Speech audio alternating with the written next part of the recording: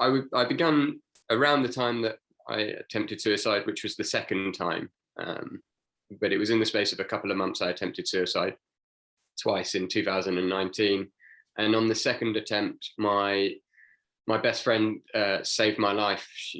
It was in the middle of the night on the 9th of April, 2019. And I was very, very determined that the end had come for me. And I'd even gone as far as writing notes to say goodbye and left the house with every intention of ending my life on this particular night. And my best friend, about 40 miles away in Essex when I was in London, she couldn't sleep on this particular night and something was keeping her awake, and she was tossing and turning. Her boyfriend was fast asleep next to her, and she just said she just had a feeling, and she picked up her phone and reached out to me and stopped me moments before taking my own life. You're looking well. Thank you. Yeah, feeling very well. Yeah, feeling good. How's life treating you generally?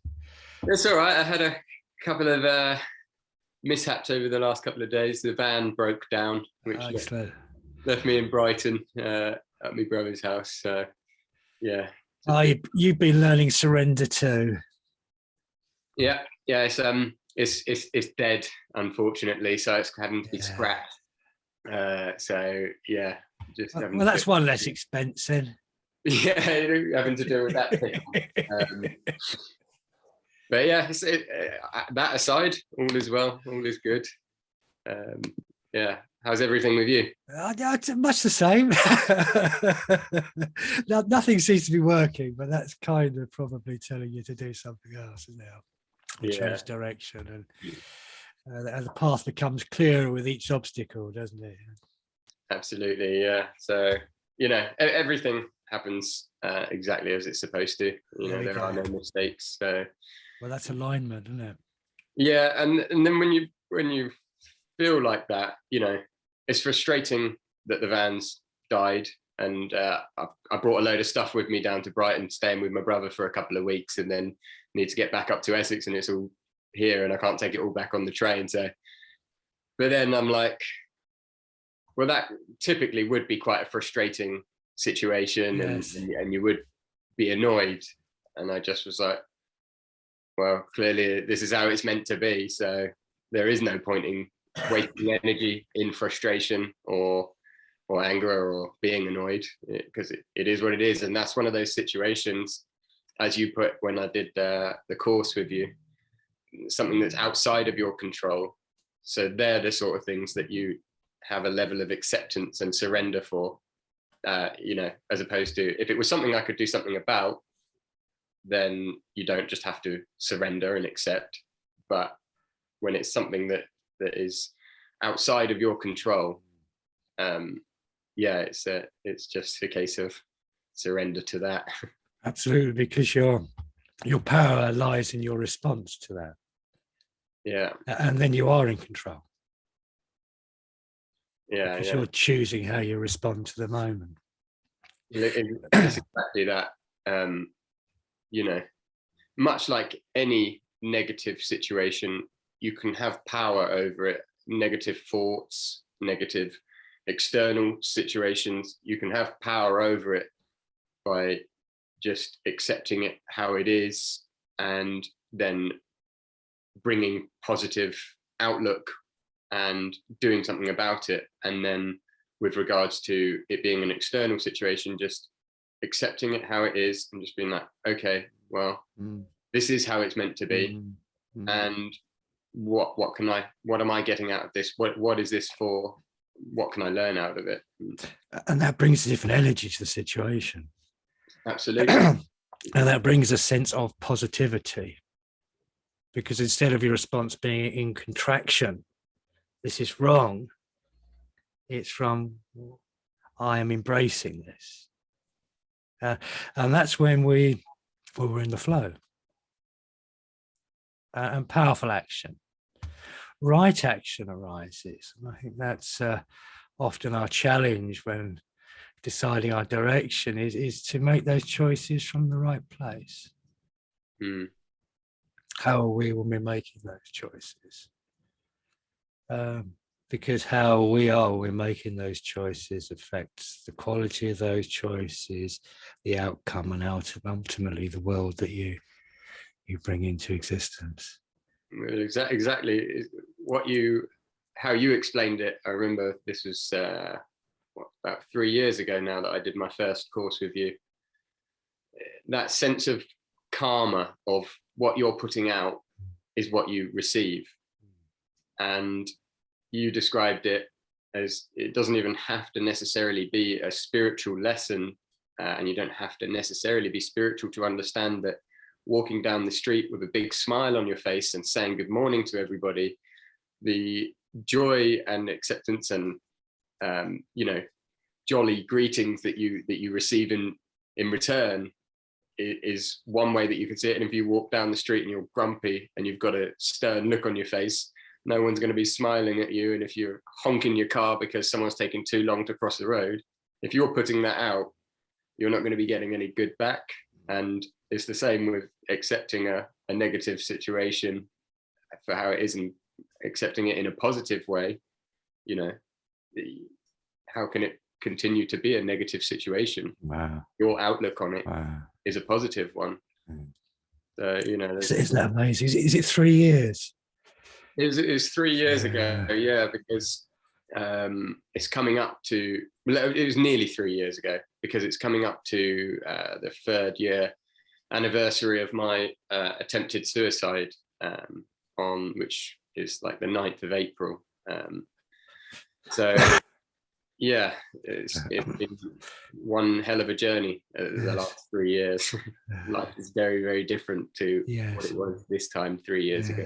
Yeah. I think that we're just driven to the point where we can't live with that insanity anymore, and then there's an opportunity of a breakthrough, breakdown, breakthrough.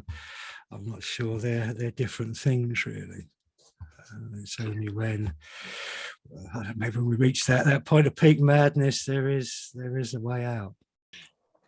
I wanted to have a chat about your exploration, because your mindfulness and your awakening has taken you on a very interesting journey, hasn't it?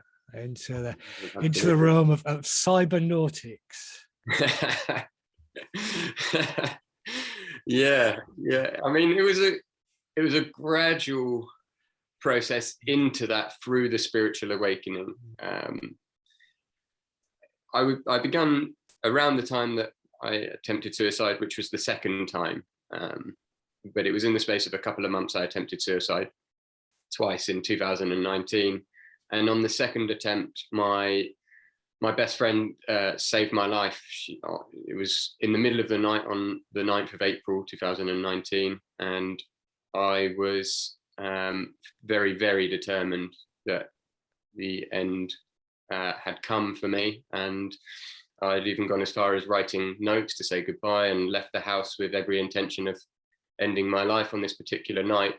And my best friend, about 40 miles away in Essex when I was in London, she couldn't sleep on this particular night, and something was keeping her awake, and she was tossing and turning. Her boyfriend was fast asleep next to her, and she just said she just had a feeling, and she picked up her phone and reached out to me and stopped me moments before taking my own life. And she quite literally saved my life, because if that phone call hadn't have happened, I wouldn't be here. And then it was on the way home that I sort of made a promise to myself that I would get better and I would make something of my life. So I began process the very next day of huge transformation. I just adopted all new behaviors that would be deemed to be positive for mental health, and stopped doing all of the things that were negative, such as isolating myself and drinking myself into oblivion and taking vast amounts of recreational drugs, and all the toxic things that are just, we know aren't very good. But I actually made a conscious effort to do it. And coinciding with this, each and every day I was receiving signs synchronicities, coincidences, whichever you'd like to call them, that were all pretty clear and obvious. And I was an atheist at the time, and it certainly was making me question, what are the chances of my friend on that one particular night, and it was the first night of the year that she'd been awake past 11 p.m. What are the chances of her not being able to sleep on that night and actually picking up her phone and calling me? That's strange. And then the next day, it was like I had a little synchronicity that was linked to the act that I was going to do and the location, and that just popped up out of the blue, and that was like, oh, that's peculiar. And then it just kept happening and happening and happening. Each and every day, something new was happening. And over time, it just became very clear that something was trying to tell me something. I didn't know what it was, and I didn't know how I find out, but it just became clear that my life had been saved for a reason, and I had to figure that out. And so then it was about 3 years before that, I was looking into plant medicine, specifically ayahuasca, as a means of helping me with my mental health. And I'd looked into possible options of going out to the Amazon, and I kind of, it just didn't feel right at the time, and it didn't work out. But I'd done an awful lot of research, and I'd heard about people having these profound spiritual experiences and meeting entities and literally having conversations with them.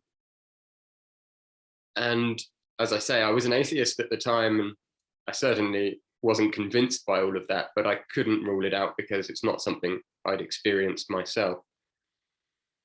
And in 2019, when I was having this huge spiritual awakening and all of these ideas were going, coming to mind, and just felt like they weren't necessarily mine, just a voice inside my head just went, you're supposed to go to the jungle and do ayahuasca. It was like there was no question and no doubt.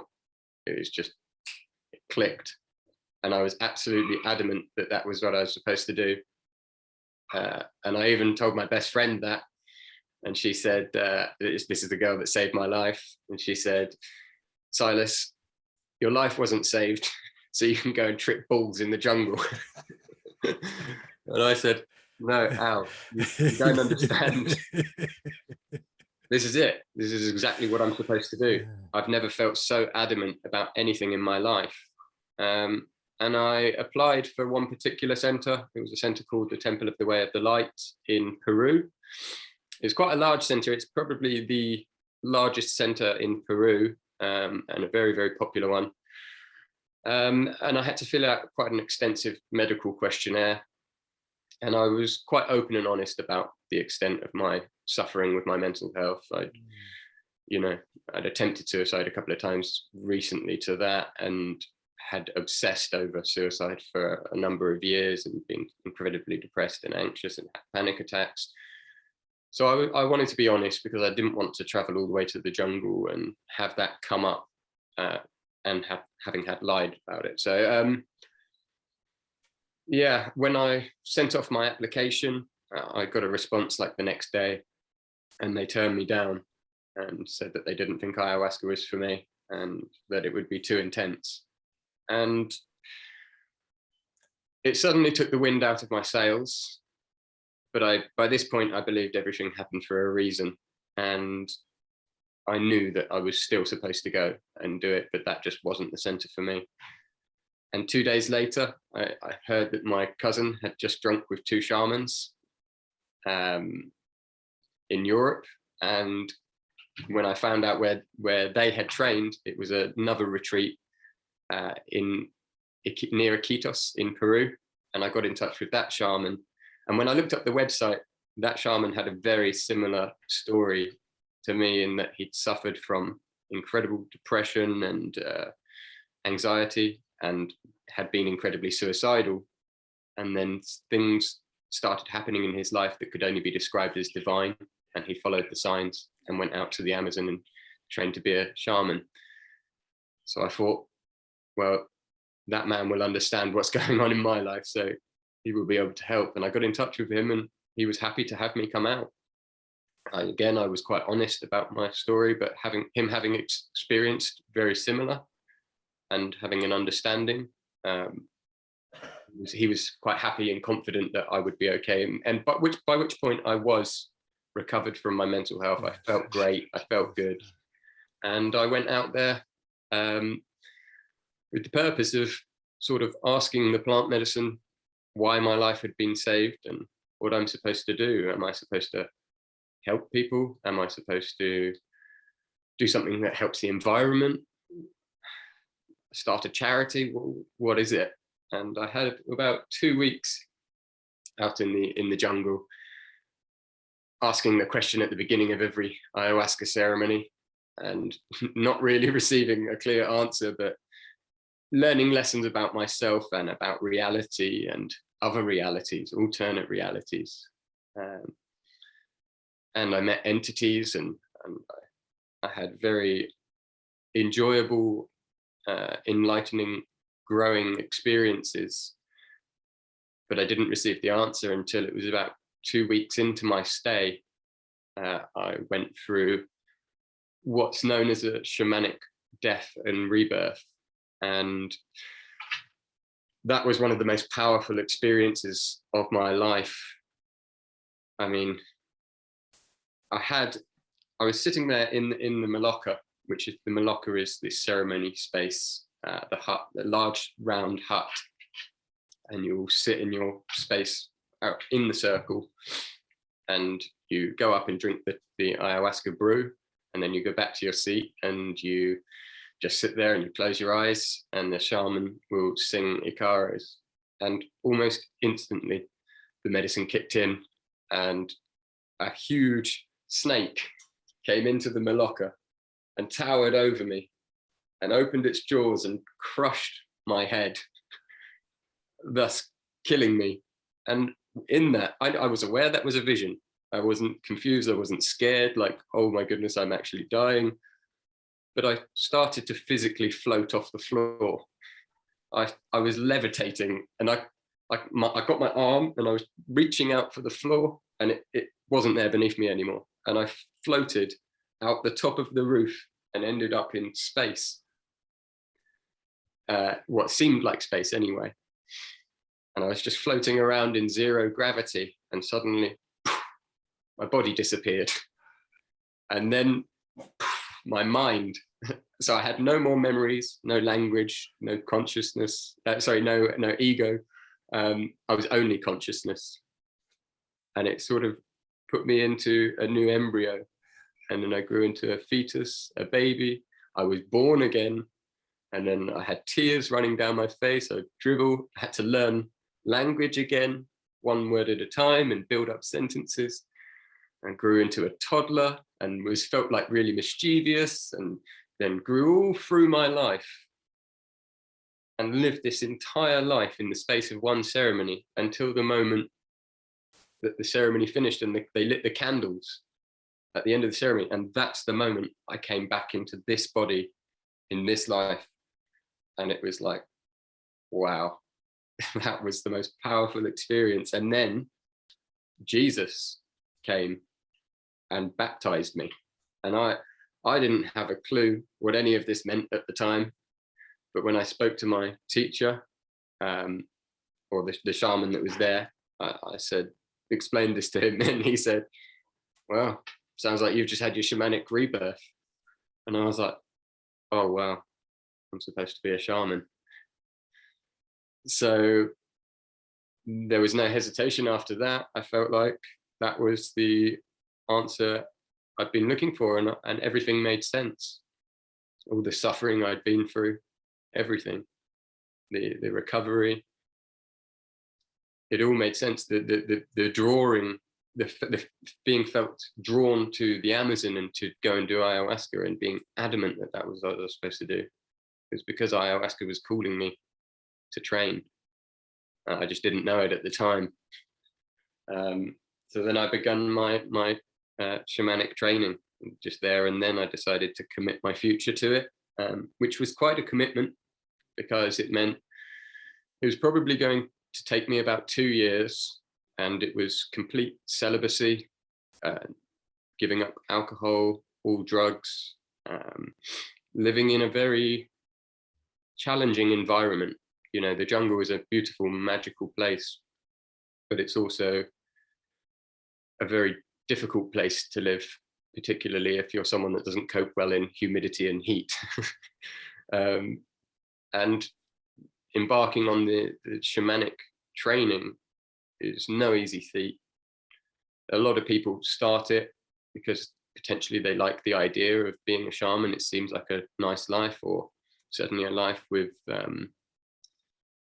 some where you can make a difference, a real difference in people's lives, and maybe people are attracted to that, but their calling isn't one that is genuine.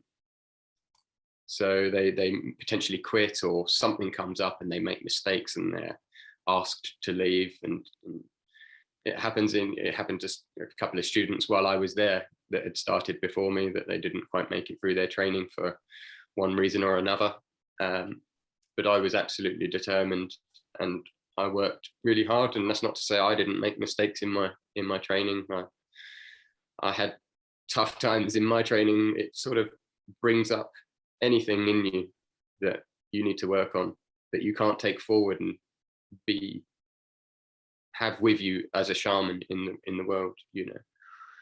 So you get tough life lessons, and you know, to train to be a shaman, you do something called plant diets, la dieta, which is where you ingest usually a concoction like made of bark and water, and so you boil bark in water of a particular plant, and then you take some of that each day, and you're working with that one plant to connect with the spirit of that plant.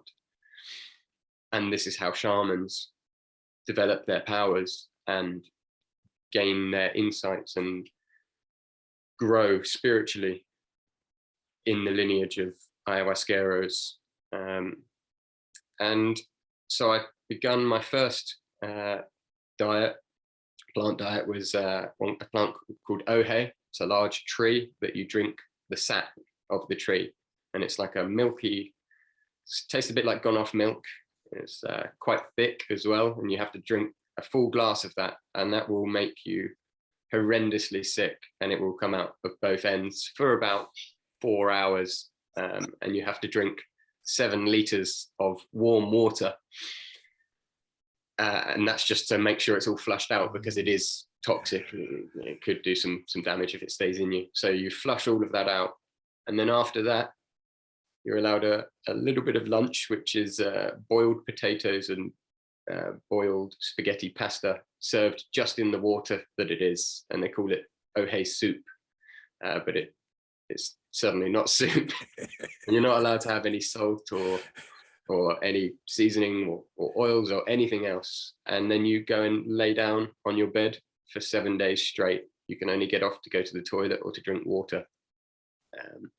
And you get a bowl of rice for breakfast and a bowl of rice again for lunch, with a couple of bits of potato, boiled potato. And you're just in silence on your own, staring at your ceiling for 7 days. It's a long time. But you do this to show your commitment to this plant spirit, to show that you are willing to sacrifice showers, brushing your teeth, any bodily products, touching anybody else, using any form of distraction, mobile phones, listening to music, reading. You're not allowed to do anything, basically. You pretty much can just sit there. I mean, that's going to bring your shadow to the surface, isn't it? Well, exactly. Very strong. Yeah. You know, and all of the diets are going to bring stuff up, because none of them you're allowed to use your phone. You're not allowed to read a book. You can't have any distractions. Not everyone you have to lie down on your bed for 7 days. That was my very first one that I did. And it was like, wow, this is what I'm letting myself in for.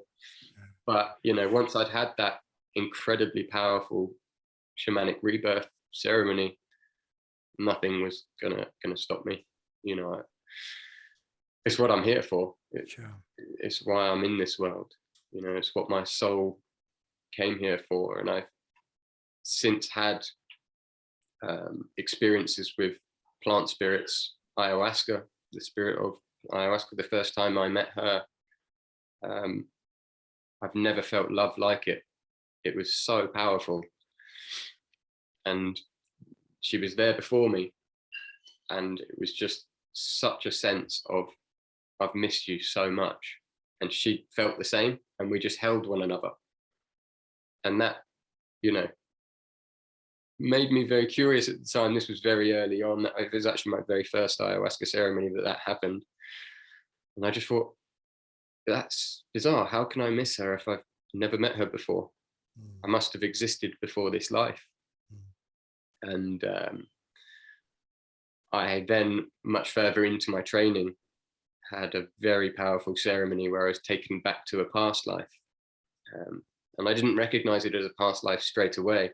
I was seeing through the eyes of a little boy in the Amazon. It was in an indigenous community, and he was running towards a treehouse and climbed into, like, not a very high treehouse, but just a hut that was built off the floor around a tree. Climbed in there, and there was a shaman in there, and he handed me part of something that's an initiation into shamanism.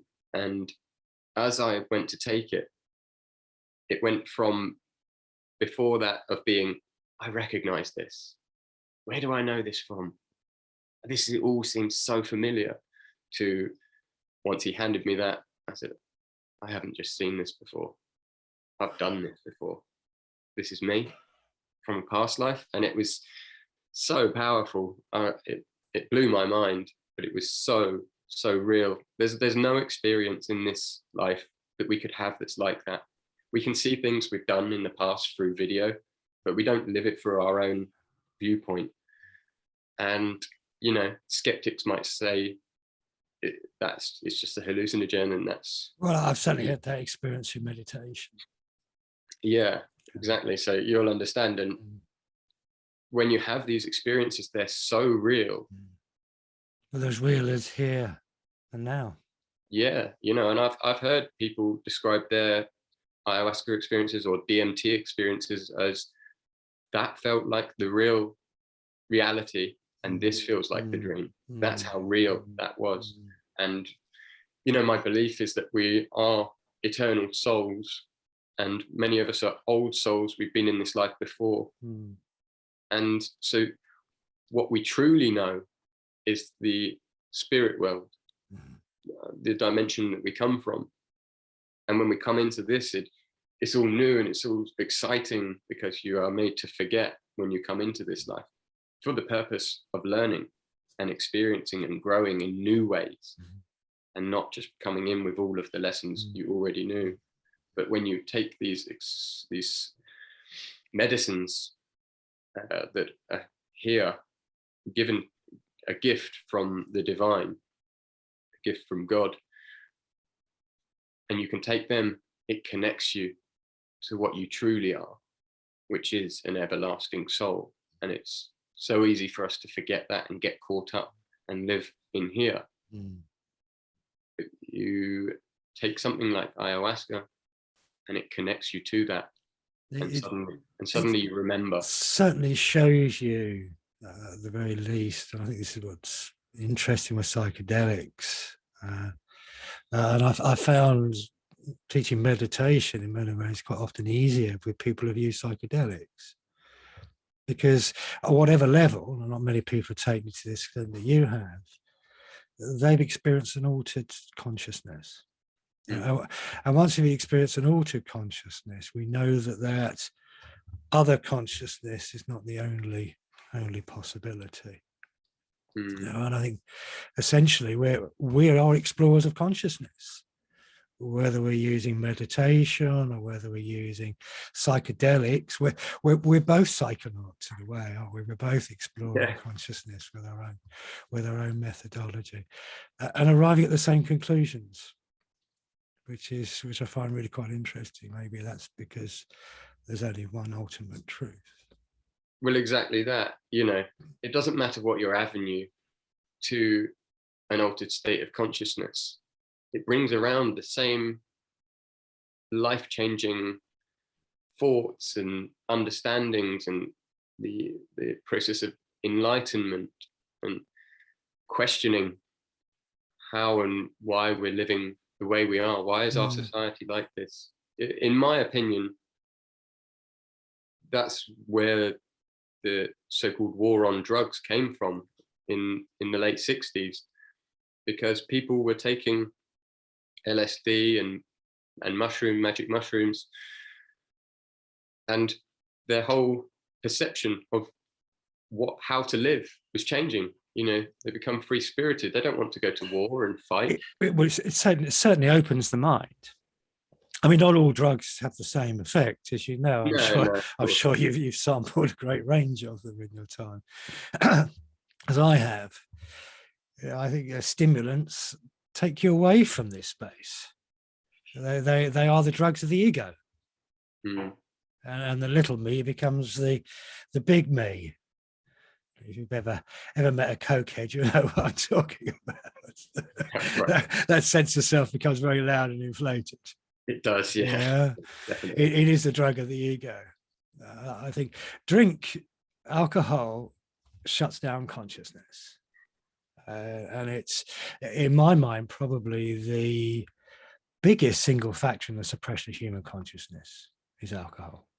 It puts people back in a lower state of mind, which is rather unfortunate. And I find that actually even people that I work with who've never had an issue with drink do tend to stop drinking, because what they realize is that it's putting them back in the bar. So not all drugs have the same effect. I agree with you. Psychedelics are a very valid route when taken professionally with people like yourself who know what they're doing. Not that I could endorse an illegal behavior. No.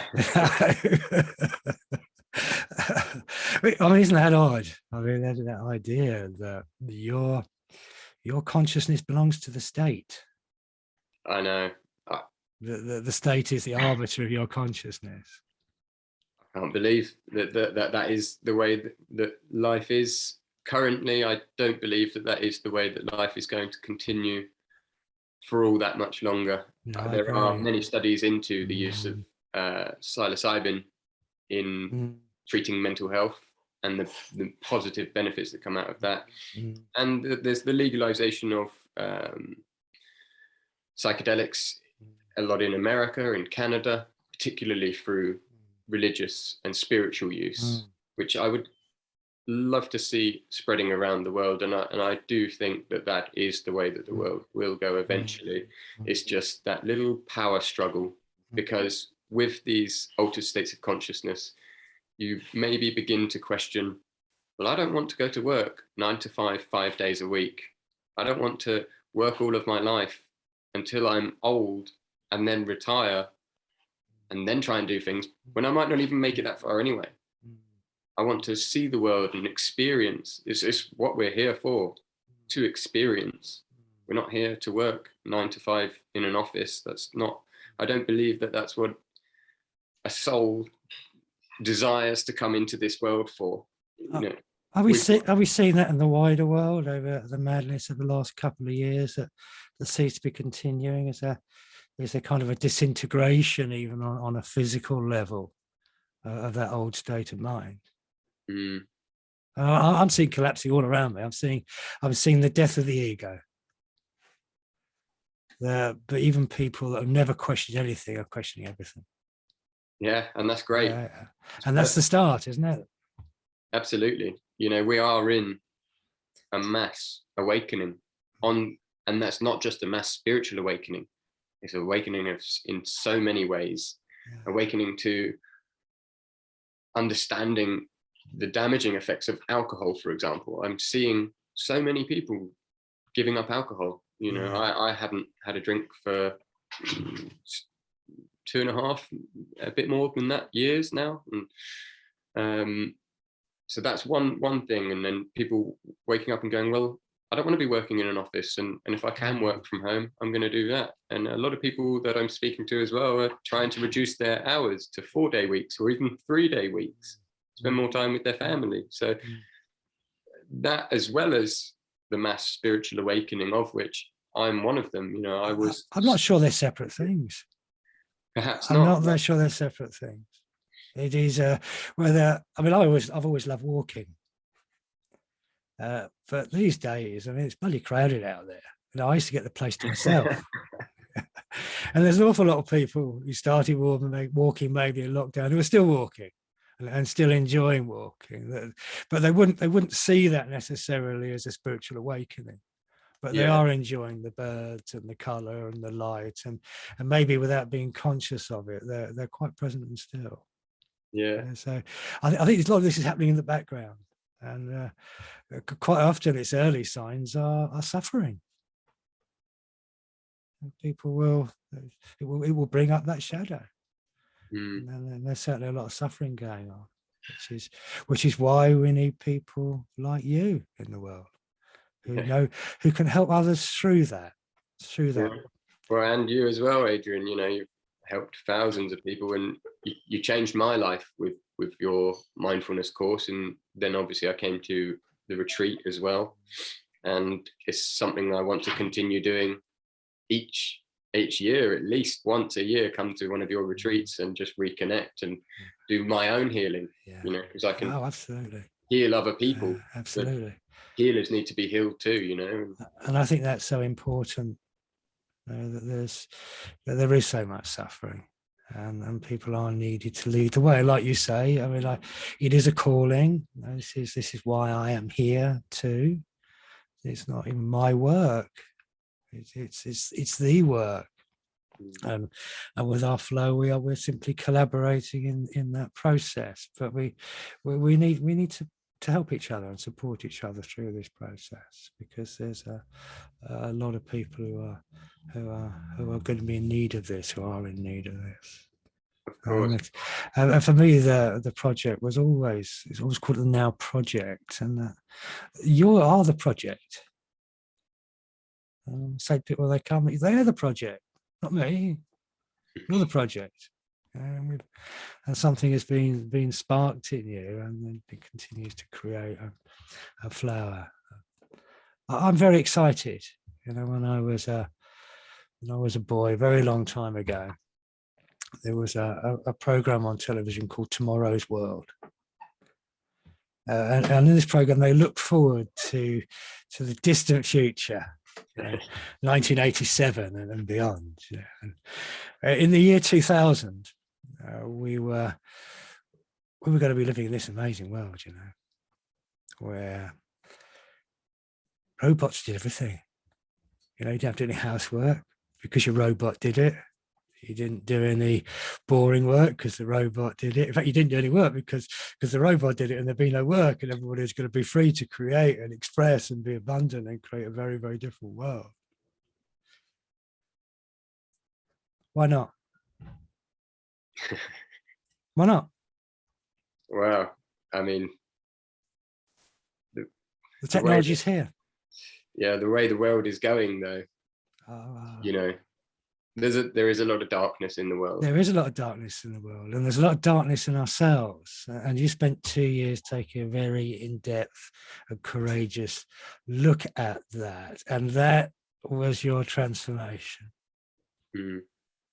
And so that darkness is their transformation too.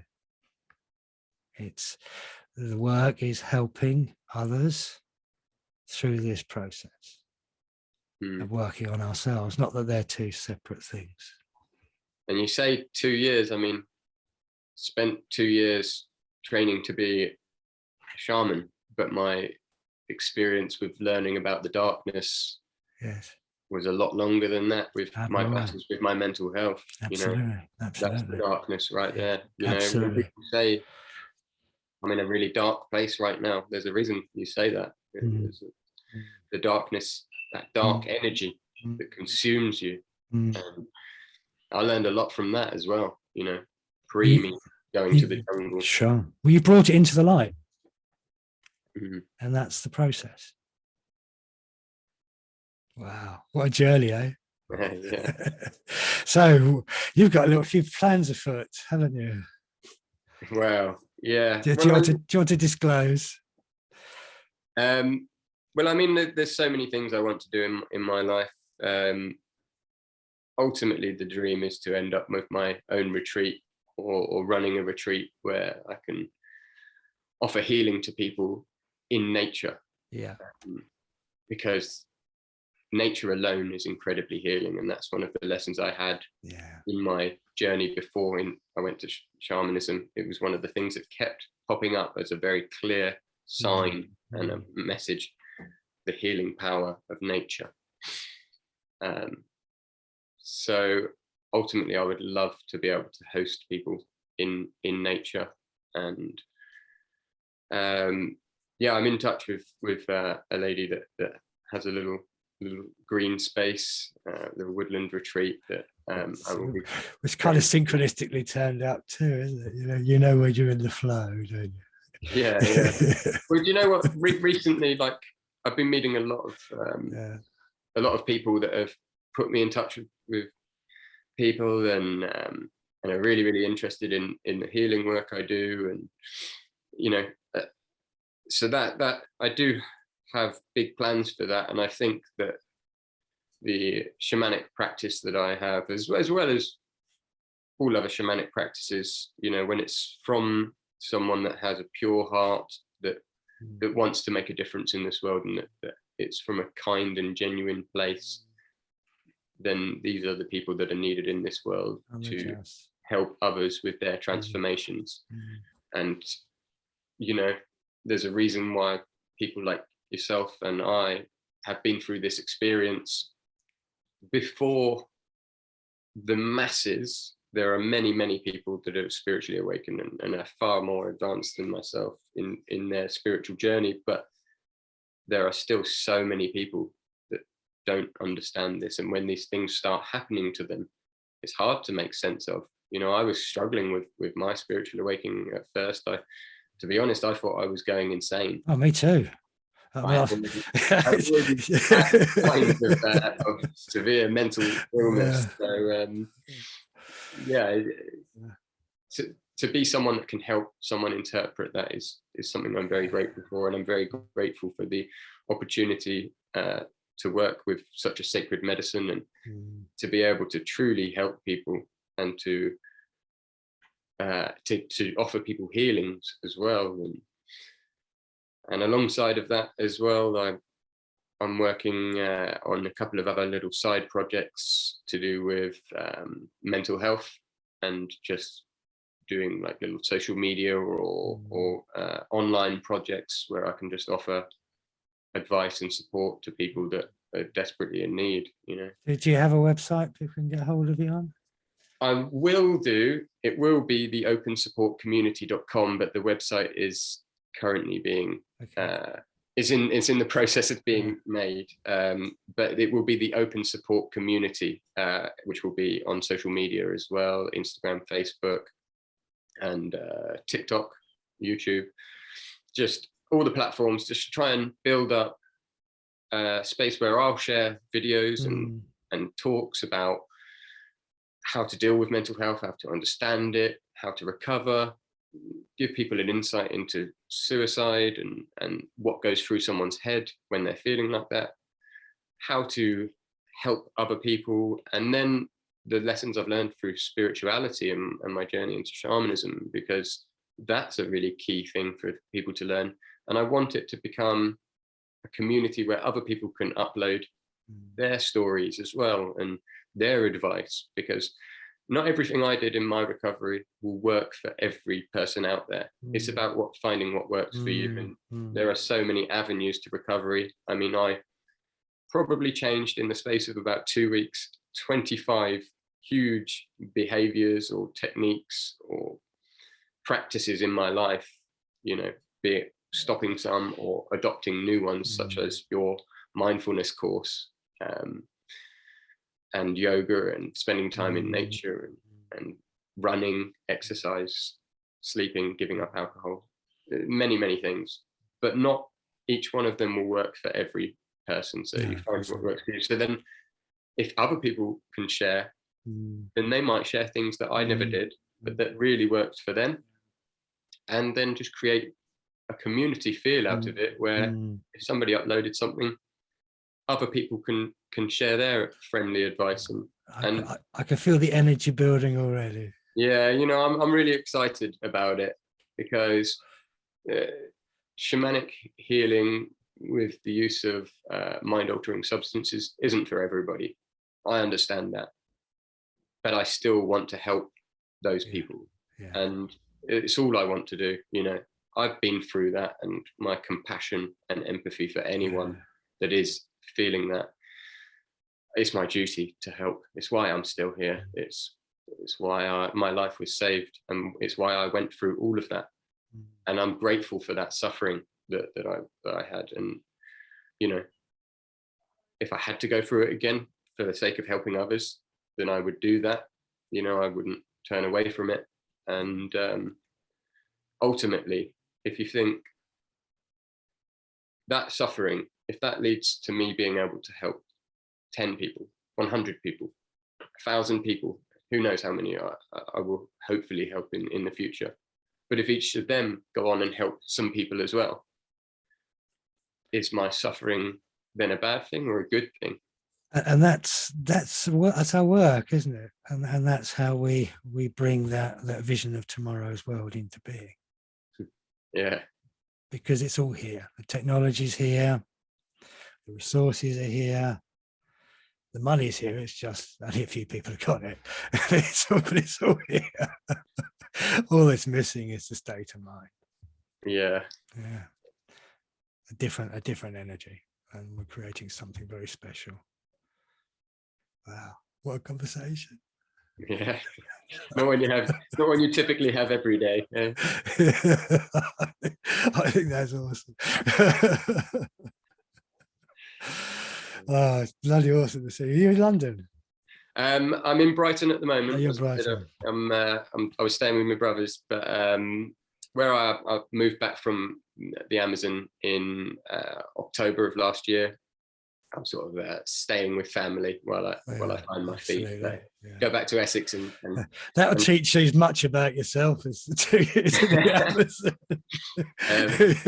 Yeah, no, it's great. I'm really lucky to have a family that's willing to support me while I'm trying to find my feet with how to go about this, and waiting for the people to come to me who need the help. You know, that's probably the main thing that needs to build, just the people being aware of me and my work. Well, maybe we could help give you a bit of a plug. Not, of course, that we could endorse anything that's illegal.